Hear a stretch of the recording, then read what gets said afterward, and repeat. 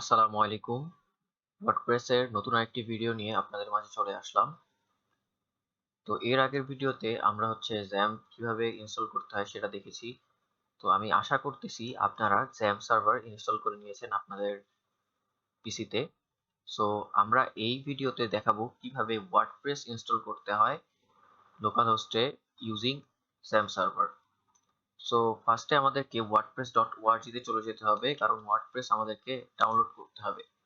So WordPress download করতে হলে এখান থেকে গেট ওয়ার্ডপ্রেস এ ক্লিক করতে হবে, দেন চলে যেতে হবে ডাউনলোড অ্যান্ড ইনস্টলে, দেন এখান থেকে ডাউনলোড করতে হবে। সো এখানে ক্লিক করলেই আপনার ডাউনলোডটা স্টার্ট হয়ে যাবে। আমি যখন ক্লিক করলাম দেখেন এখানে ডাউনলোডটা স্টার্ট হয়ে গেছে। তো আমি আগে থেকে ডাউনলোড করে রেখেছি, যেহেতু এটা ডাউনলোড করতে সময় লাগে। তো আমি এটাকে ক্যান্সেল করে দিলাম এবং এটা জিপ ফোল্ডার হিসেবে ডাউনলোড হবে। তো আপনাকে এটাকে এক্সট্রাক্ট করে নিতে হবে। আপনি এক্সট্রাক্ট করে নিতে পারেন উইন্ডোজ সফটওয়্যারের মাধ্যমে, অথবা যে কোনো সফটওয়্যারের মাধ্যমে আপনি ইউজ করে এটা এক্সট্রাক্ট করে নিতে পারেন। সো আপনি এক্সট্রাক্ট করলে এরকম ওয়ার্ডপ্রেসে ঢুকলে আপনি এরকম ফাইল এবং ফোল্ডার স্ট্রাকচারগুলো পাবেন। সো এই সবগুলোকে আপনাকে কপি করে নিতে হবে। আমি সবগুলোকে কপি করে নিলাম এবং যেখানে আপনি XAMPP সার্ভার ইনস্টল করেছেন, সো আমি সি ড্রাইভে যেহেতু ইনস্টল করেছি, আমি সি ড্রাইভে চলে গেলাম এবং XAMPP-এ চলে গেলাম। দেন সেখান থেকে আমাকে চলে যেতে হবে htdocs। htdocs-এ গিয়ে আপনাকে একটা ফোল্ডার তৈরি করতে হবে। আপনি যেই নামে আপনার ওয়েবসাইটটা দেখতে চাচ্ছেন লোকাল হোস্টে, সেই নামে একটা ফোল্ডার তৈরি করতে হবে। সো আমি এখানে একটা ফোল্ডার তৈরি করে নিলাম, ধরেন ইউটিউব নামে। তৈরি করে এর ভিতরে আমি যেই ওয়ার্ডপ্রেস এর থেকে যে ফাইল ফোল্ডারগুলো কপি করে নিয়ে এসেছিলাম সেইগুলো এখানে পেস্ট করে দিব।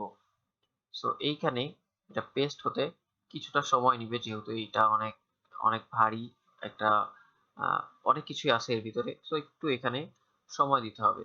সো আমরা কিছুক্ষণ অপেক্ষা করি এবং আপনি এর মাঝে চাইলে ওয়ার্ডপ্রেস এর থিম গুলা কিছুটা দেখে নিতে পারেন, যে কোন থিম কিরকম লুকস দিচ্ছে। সো এখানে ওয়ার্ডপ্রেস থেকে আপনি ডিফল্ট ভাবে ওয়ার্ডপ্রেস যখন ইনস্টল করবেন, ওয়ার্ডপ্রেস এর একটা ড্যাশবোর্ড আপনাকে দিবে যেখানে আপনাকে কাজ করতে হবে। সো সেইখানে আপনি 2022, 2021, তারপর 2020 এই থিমগুলো দেখতে পারবেন। এগুলা ডিফল্ট ভাবে দেওয়া থাকে, একটা অ্যাক্টিভেট করা থাকে। সো এই থিমগুলো আপনি দেখতে পারবেন। তারপরে সবচেয়ে আমার কাছে বেশি ইউজেবল মনে হয় যে অ্যাস্ট্রা থিমটা অনেক জোস। এই থিমটা আপনি খুবই সুন্দরভাবে ইউজ করতে পারবেন। তারপরে ওশেন ডাব্লিউপি, এটাও ই কমার্সের জন্য অনেক ভালো। সো এখানে আরো অনেক সুন্দর সুন্দর থিম আছে, এগুলো আপনি একটু ভিউ করে দেখবেন যে এগুলা দেখতে কিরকম। এগুলো এখান থেকে মোরে যাবেন, মোরে গিয়ে প্রিভিউ দিবেন, দিয়ে দেখবেন যে এটা দেখতে কিরকম লুকস দিচ্ছে বা কিরকম কি, এগুলা এখান থেকে আপনি দেখতে পারবেন। সো এখান থেকে আমি ব্যাকে চলে যাই। সো এইখানে আমার এটা কপি হয়ে গেছে।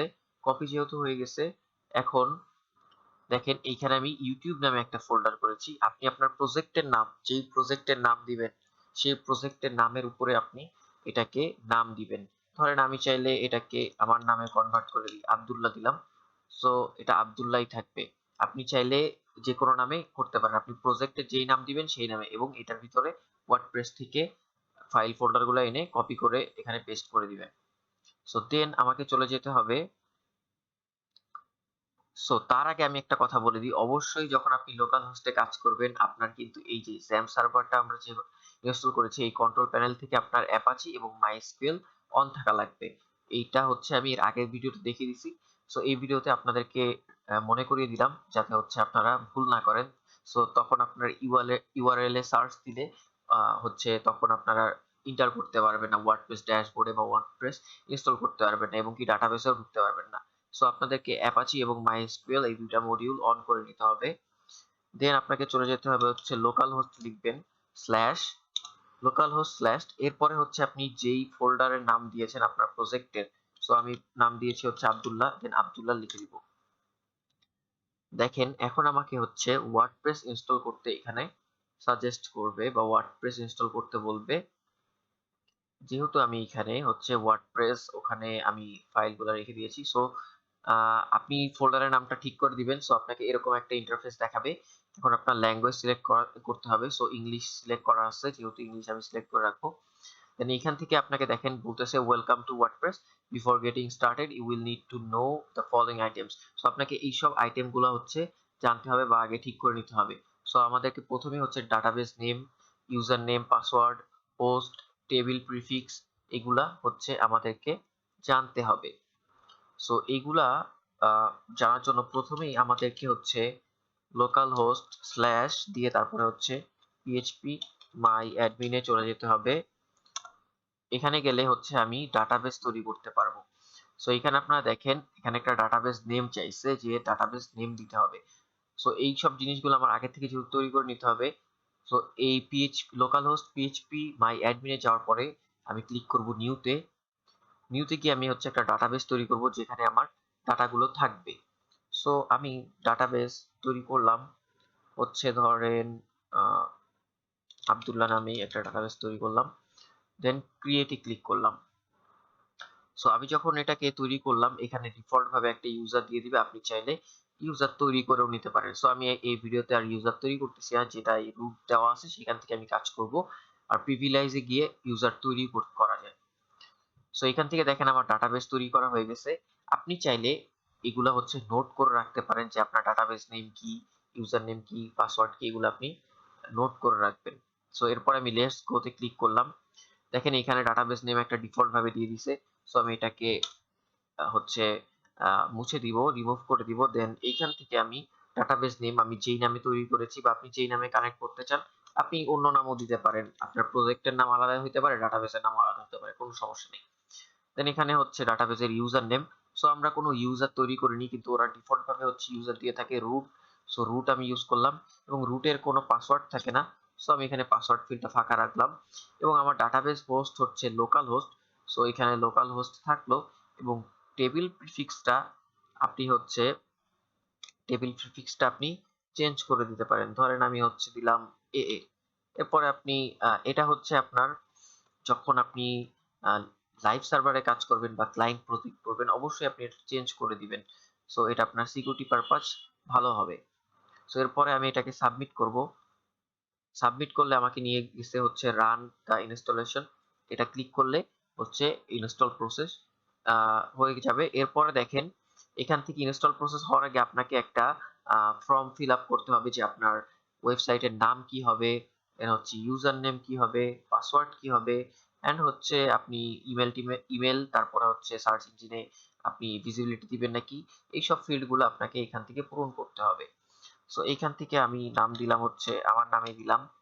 দেন ইউজার নেম আমি অ্যাডমিন দিয়ে রাখতেছি মনে রাখার জন্য, এবং পাসওয়ার্ডটা আপনারা অবশ্যই একটা স্ট্রং সিকিউরিটি দেয় এরকম একটা পাসওয়ার্ড দিবেন। আমি আপাতত অ্যাডমিন দিয়ে রাখতেছি মনে রাখার জন্য। এবং এখান থেকে কনফার্ম আমার যে উইক পাসওয়ার্ড, এটা তো একটা উইক পাসওয়ার্ড। সো এটা আমি কনফার্ম করলাম এবং আমার একটা হচ্ছে এখানে মেল দিয়ে দিব। সো আমার মেলটা দিলাম এবং এখানে আমি ডিসকারেজ করব সার্চ ইঞ্জিনে যাতে এটা ইন্ডেক্সিং না হয়।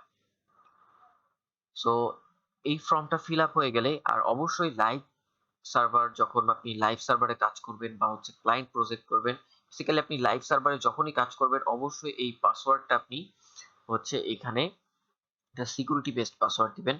বিশেষ করে ক্লায়েন্টের কাজ করার সময় সিকিউরিটি যাতে এখানে মেনটেন করে এরকম একটা পাসওয়ার্ড আপনি জেনারেট করতে পারেন। অনেক পাসওয়ার্ড জেনারেটর আছে অনলাইন, সেখান থেকে আপনি অনলাইন থেকে আপনি পাসওয়ার্ড জেনারেট করতে পারেন, অথবা ওরা যে পাসওয়ার্ডটা সাজেস্ট করবে স্ট্রং একটা পাসওয়ার্ড সেটা আপনি চাইলে ইউজ করতে পারেন। সো আমি এখানে ক্লিক করলে দেখেন এটা হচ্ছে ইনস্টল প্রসেসটা শুরু হয়ে যাবে। সো এইখানে আমাদেরকে কিছুটা সময় দিতে হবে। সো দেখেন এটা ইনস্টল হয়ে গেছে। ইনস্টল হয়ে গেলে আমার হচ্ছে এখানে আমাকে লগ ইন করতে বলবে যে আমি যেই পাসওয়ার্ড অ্যান্ড ইউজার অ্যান্ড পাসওয়ার্ডটা দিয়েছি আমার ওয়ার্ডপ্রেস ড্যাশবোর্ডের জন্য, সেইটা দিয়ে আমাকে এখানে লগ ইন করতে বলতেছে। সো আমার ইউজার নেম ছিল অ্যাডমিন এবং পাসওয়ার্ডও ছিল হচ্ছে অ্যাডমিন। সো আমি দুইটা দিয়ে এখানে লগ ইন করলাম।